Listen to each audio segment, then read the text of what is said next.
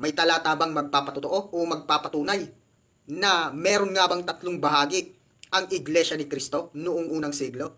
Well, katupa, ganito po ang nakatala sa banal na kasulatan. Ito ang magpapatunay at magpapatotoo na meron pong tatlong bahagi ang Iglesia ni Cristo. Ang sabi dito sa Zacarias 13, talatang 8, at mangyayari na sa buong lupain, sabi ng Panginoon, dalawang bahagi ay mahihiwalay at mamamatay. Ngunit ang ikatlo ay maiiwan. Ang tanong katupa, alin ba yung dalawang mahihiwalay at mamamatay? Ito po yung tinutukoy ng banal na kasulatan na ang dalawang ito ay mahihiwalay at mamamatay. Ito yung Iglesia ni Cristo sa Jerusalem.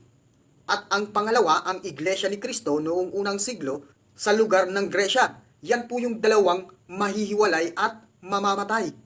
Ngunit ang ikatlo, ayon sa banal na kasulatan, ang ikatlo po ay siyang dadalhin ng ating Panginoong Diyos at kanyang susubukin. At ituan niya ay tatawag sa kanyang pangalan. At silaan niya ay aking papakinggan. Yan po ang sabi ng Panginoong Diyos. Yan po ang katuparan ng Iglesia ni Cristo na lumitaw sa Pilipinas.